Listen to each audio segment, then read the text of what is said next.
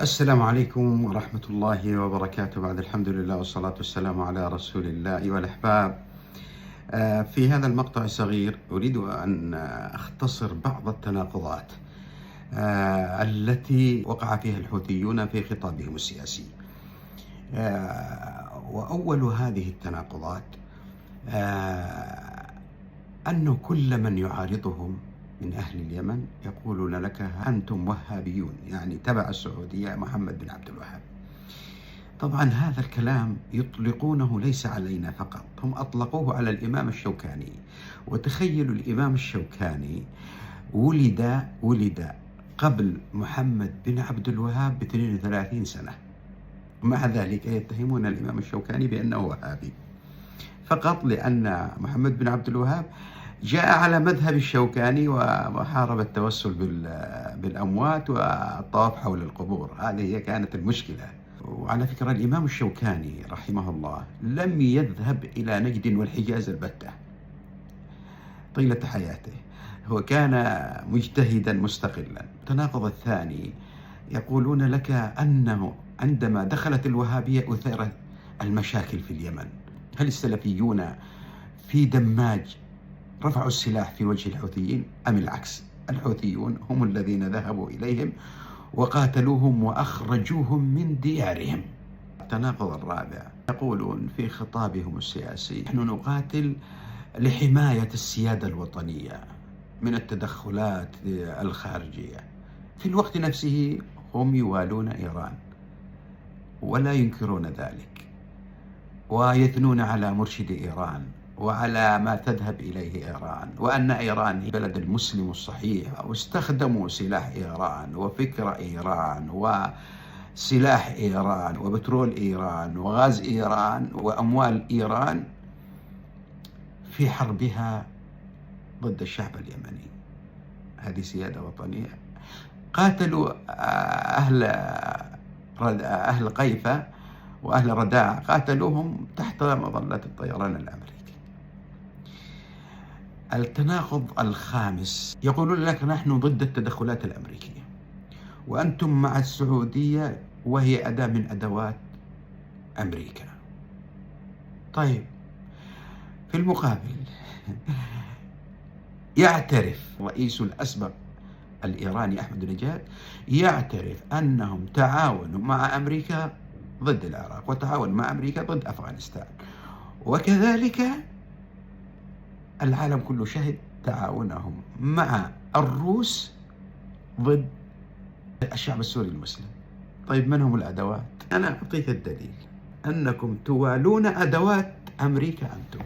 التناقض السادس يقولون أنتم جئتم بتحالف العدوان، وفي نفس الوقت يقولون الرئيس هادي لم يعلم بعاصفة الحزم إلا من الأخبار. أنت تقول أنتم اديتم التحالف ثم تنكر أنه ما كان الرئيس هادي يعلم بعاصفة الحزم.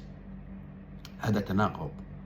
التناقض السابع يقولون كنا ندافع عن أنفسنا في الحروب الستة من السلطة، يعني اعتبروا تمردهم على الدولة دفاع عن النفس، لكن في المقابل رفضوا أن يكون الشعب السوري له حق الدفاع عن النفس،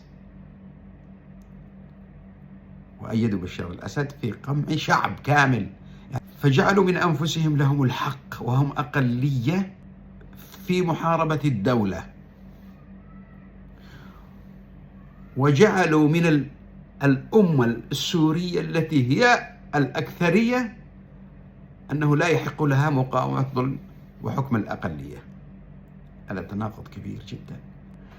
التناقض الثامن أنهم أيدوا طلب بشار لروسيا الصليبية في التدخل لضرب الشعب السوري، وأنكروا على الحكومة في البحرين أن تطلب إخوانهم السعوديين المسلمين في الحفاظ على الأمن في داخل البحرين.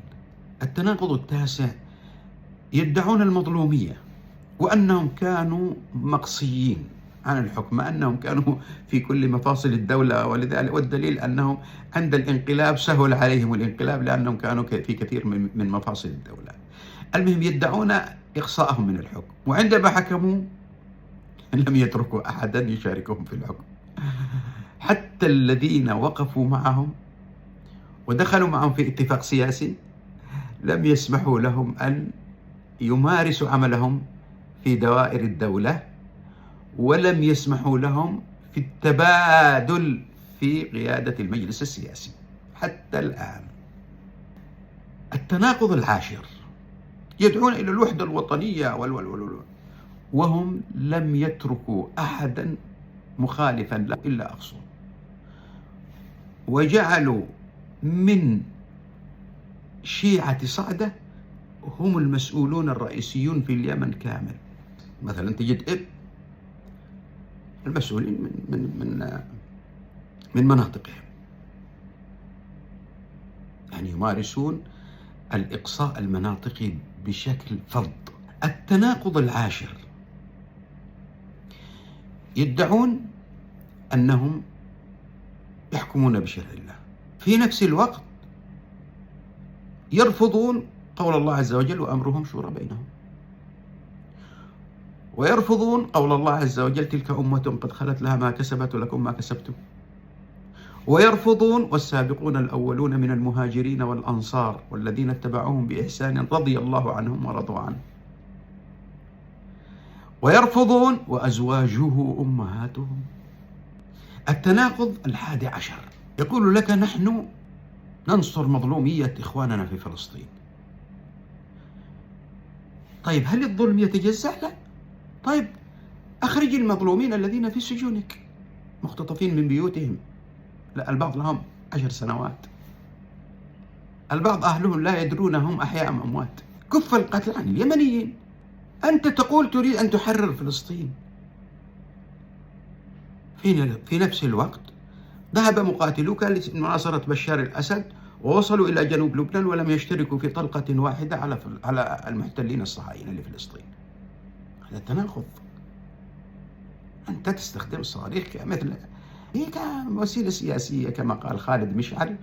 إيران تستخدم دعم المقاومة لأمرين: الأمر الأول لكسب ولاء شريحة من السنة لأن السنة يعتبر قضية فلسطين قضية مركزية، والورقة الثانية لكي تقول للغرب وأمريكا نحن معنا ماسكين قضية فلسطين وهي بأيدينا وكذا. فهي مسألة إيش؟ مسألة توظيف سياسي لا غير ذا، وهذا انتهى. والحوثيون نفس الكلام، توظيف سياسي، وإلا الكل يعلم لم يقتلوا محتلا واحدا مقابل أنهم تسببوا وقتلوا ما يقارب 250,000 يمني وشردوا الملايين. 11 تناقض أردت أن أضعها بين أيديكم. استودعكم الله. السلام عليكم ورحمة الله وبركاته.